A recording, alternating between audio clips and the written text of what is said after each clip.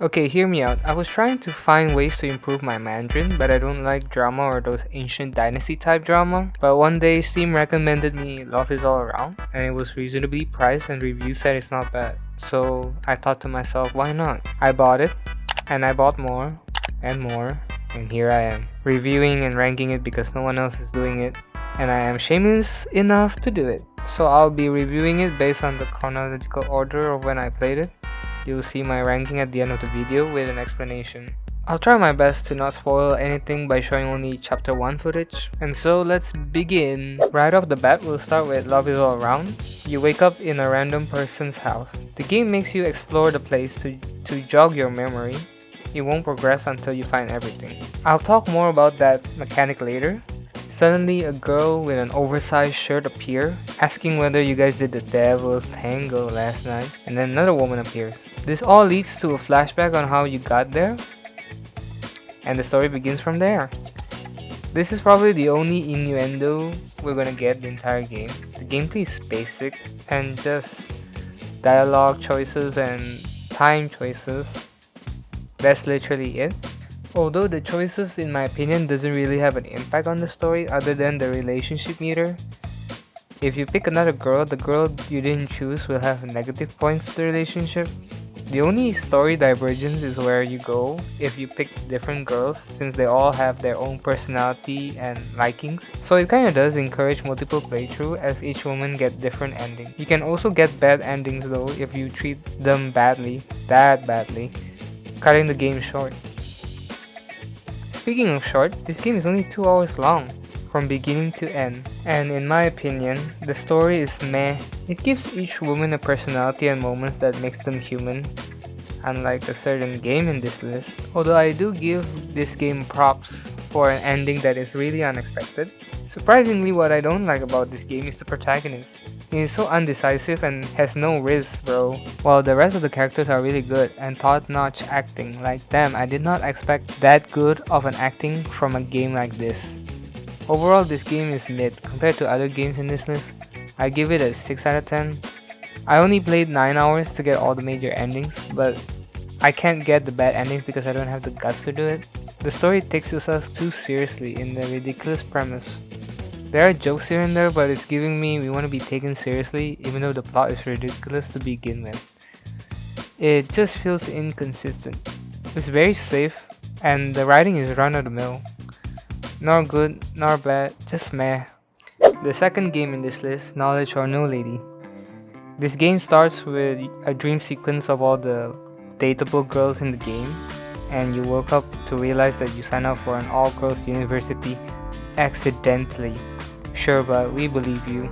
This game adds a bit more flavor to the gameplay with QTEs, and I'm surprised in a way that it does affect the relationship and story. An interesting mechanic in this game is that you find items along the game, and this leads to different outcomes, and you don't need to look for it with every playthrough. This is the only game that doesn't decrease your relationship if you don't pick them. Honestly, this is the smart move as it keeps the flow going, and you have to deal with your consequences. All these games force you to have a certain percentage on their relationship to move on to the next chapter, and I hate this mechanic. I don't know, maybe because I play a lot of Telltale or Quantic Dreams, but seriously though, let us see the consequences of our action and actually add an ending that's bad without having to be mean to the girls. This game on multiple playthrough is way more enjoyable because it's the only one where it feels like an actual game. It's also helped by the excellent writing in this game. It is witty, smart, and genuinely funny. The protagonist and the girls has actual game. This game is not afraid to make innuendo jokes, and it makes it way more enjoyable than you think. Also, I stumbled into a bunch of hidden endings which I like because other games are too hyper specific on how to get them. It takes the enjoyment out, and the game also shows the consequences of your action instead of telling you by the negative PowerPoints on the top right. And this game actually rewards you for going 100% exploration, which I did. It has the best endings, believe me. Overall, this game is almost perfect, a 9 out of 10. Likeable character, funny jokes, and rewarding gameplay. Surprise, surprise, the game that feels like a game is the best. This is a must-play to anyone that is interested or asking for recommendations. Third game on our list, Seduction of Beauty. This game is just bad. The worst even in this list, especially coming from the high that is the previous game. It's so disappointing and such a drop in quality, it's not even funny. I cringed and was confused the entire time playing this game. From the mixing to the acting to the editing, it's just bad. Everything looks blurry, choppy, and just washed out colors. You can tell that they ADR'd post-production for some reason because the lips don't sync. 我说小美女，你就是这么来要我微信的吗？对不起，对不起，我刚刚骑太快，不小心把你的手机撞到地上了。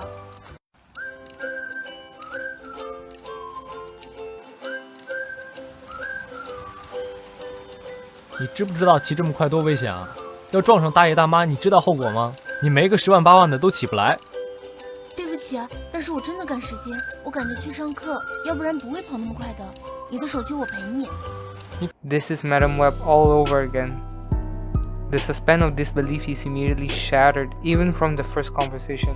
I'm pretty sure none of them are bad actors, it's just bad directing or just bad production team, honestly. The game absolutely doesn't know what pacing is because the cuts between the scene is so terrible. I'm confused all the time, but at the same time, horny? Horny and confused should not be combined. I'd give it props for having the guts to show scenes, if you know what I mean, but it feels terrible because I can't connect with the girls whatsoever. I have no idea what their personality or life is outside of the protagonist, maybe except their jobs. These characters are so damn shallow. This game has the audacity to lock hidden endings behind a currency through playing it over and over again. Like I wanna do that. It just takes the enjoyment out, and I'm not excited to play that again. I've only played it for like 2 hours and I have enough of it. This is literally voluntary torture because the dialogue is bad, the pacing is bad, non-existing writing. It's all smokes and mirrors trying to cover bad writing by giving fan service with zero chemistry. The only reason that I didn't refund this game is because I need footage for proof and it's not that expensive. Luckily, it's reasonably priced. I would have refunded this the first time I booted it up. Last but not least, my Destiny girl. It's quite ironic that this game is the absolute opposite of Seduction of Beauty, as it has the best production team ever. Like no joke, the cinematography, the sound, the editing is clean. It probably has the cleanest footage of all the games. How about the writing? I think it's the only game that shows exposition instead of telling it through dialogue, which I give props to them. It gives more depth to the characters. But it still falls under the same trap of needing a certain percentage to continue, which I find annoying, because I'm trying to get the bad ending and end up not progressing through. Also, it's hard to get the hidden endings. I would have not gotten it if it weren't for guides.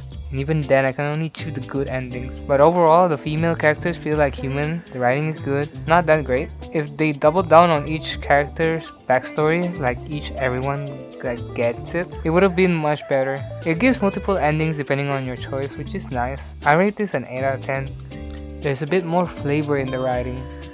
If you play it, you'll get it. At least it's consistent with its serious tone. Now, not all the games are perfect. There are some common improvements to take note of. The translation in all these games are terrible, like straight from script to Google Translate and back, so be prepared for that.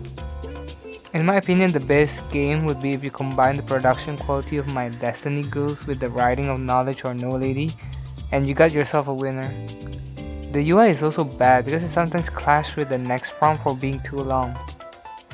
Get rid of the percentage requirement after each chapter and instead write bad endings according to our choices. So in conclusion, it goes without saying that none of these games are gonna win awards. Although I'm pleasantly surprised at how refreshing it is after playing countless AAA games. The only reason I'm making this video is because I want more of these games, like genuinely. For first games for all these developers, I cannot wait for a sequel or another game from them.